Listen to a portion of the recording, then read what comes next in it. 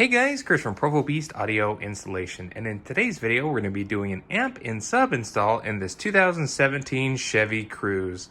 Now in this install we're going to show you how to run all your cabling for your amplifier and your subwoofer and integrate it to the factory audio sound system. Let's get started.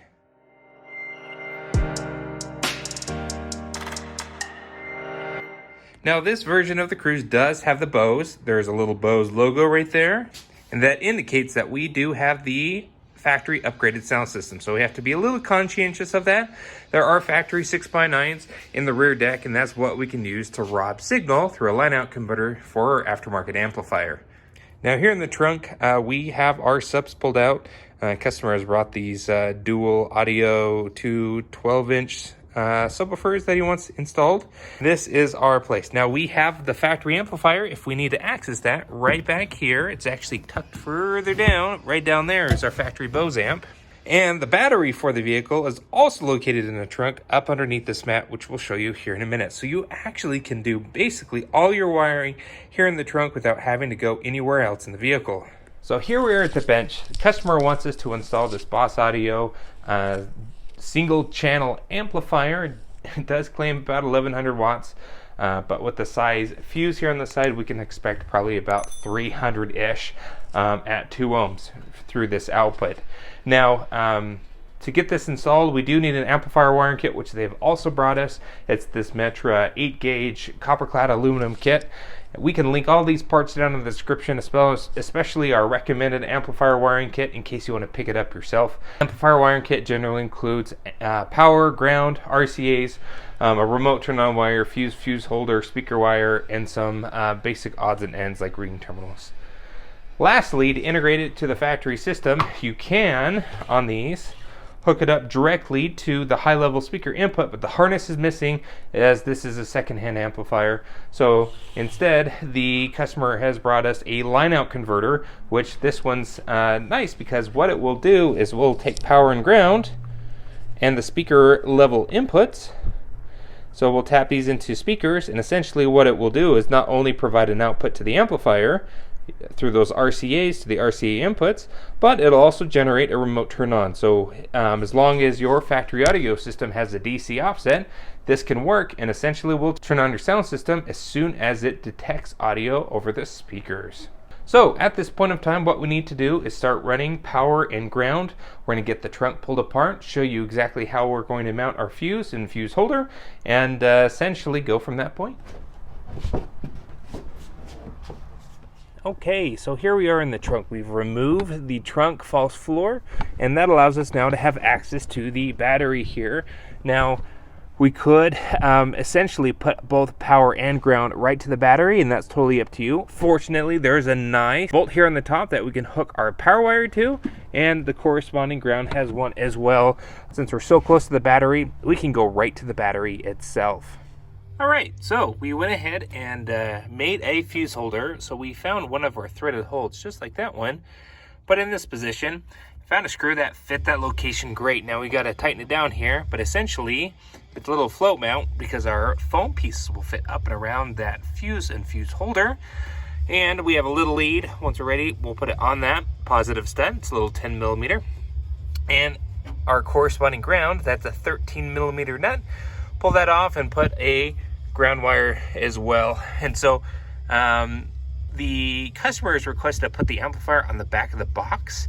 I don't necessarily suggest that, just in case you need to remove the box, but we'll go with their wishes there and get that all mounted up. All right, so let's talk about this line-out converter. We'll talk about speaker wire, and let's also talk about our high to low input on the amplifier itself. So with our power and ground all done, you saw that in the back of the car. We'll get those hooked up, obviously, when we are ready to. Next thing we need to worry about is a remote turn-on wire, which essentially will trigger this amplifier to turn on when the vehicle is on and running. And at this point, we also need to worry about our RCA or signal input on the amplifier. Since we're not using the high-level input harness that generally comes with these amplifiers, we're going to use this line-out converter. Now this line-out converter needs to go to a positive and negative if we're going to utilize the remote turn-on wire that's built into this unit. So What we're going to do, just so it's back behind the fuse, is we're going to extend these wires with some extra power and ground that we have extra here in the shop, and we'll run those also to these terminals. We'll use the terminals through these spade terminals kind of as a distribution as well. And then we'll have this remote turn on wire go to that center terminal on our amplifier. So that'll take care of turning on the amplifier when it senses audio coming through. These are our high-level speaker inputs, and there's 2 speakers in the deck of our vehicle, and what we're going to do is splice into those. Again, these are too short, so we've got some extra speaker wire here that the customer wants us to use, and so we'll solder onto these, extend these, and run these to the deck speakers. And we'll show you once we get to that point how to tap into those. So what we're going to do is we got our ends all stripped on all our wire here, and we're actually going to start extending these wires, getting them all soldered up and heat shrunk.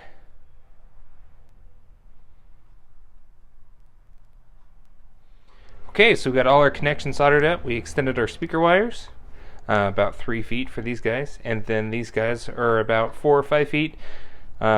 These 3 will go to our amplifier terminals, and this goes to our speakers. And we have our red RCAs that'll plug into those ports and go to the RCA inputs on the amplifier. Now at this point in time, what we're going to do is move our heat shrink up and over those connections. We're going to shrink them down with the heat gun.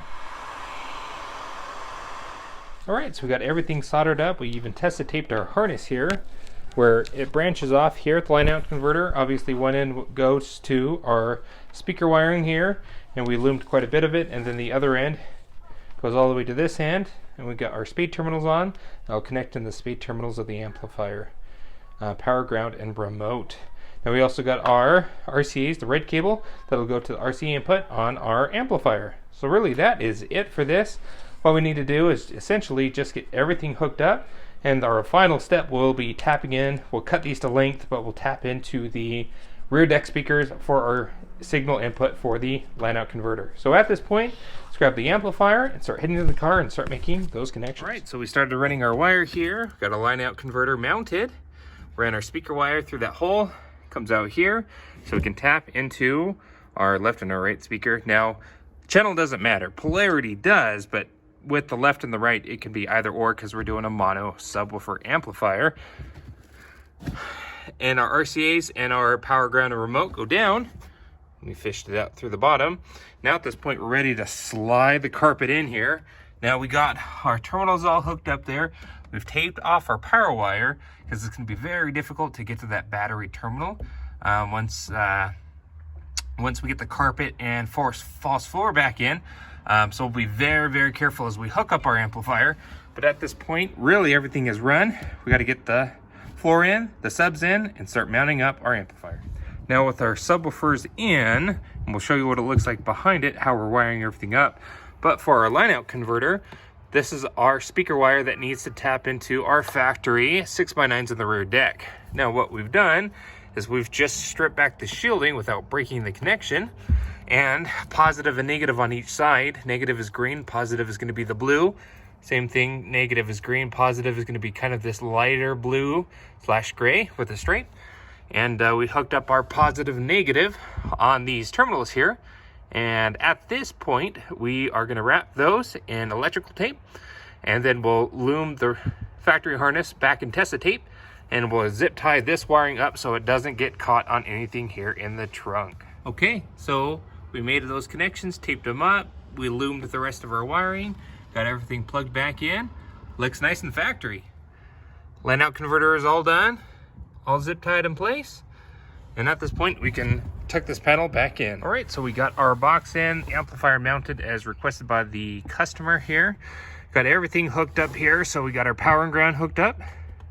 Now with our line out converter, do you remember those 3 wires that we wired, the yellow, black, and blue? Well, we put yellow on a spade terminal just underneath the power. The black one goes to the ground terminal, again, just up underneath our main one here. And our blue one goes right into our remote. Now this little guy hanging off, this box happens to have LEDs in it. And we hooked them up. So essentially when the amplifier is on, it's going to pull 12 volts from that remote terminal and allow those LEDs to turn on, and it'll turn off as soon as the amplifier turns off. So that's what this little teeny gauge is for. And we've got our speaker wire hooked up. Just goes over. Got that all plugged in. And our RCA cables also hooked up. It sounds great. Got our gain set with an SMD DD1. Got our crossover set. Everything is done and ready to play. If you have any questions on what we did here, go ahead and post a comment below. Thanks guys for watching. Appreciate the support. Hit the like button if you like what you saw, and don't forget to subscribe. We post great content on the channel all the time. We'll see you in the next video.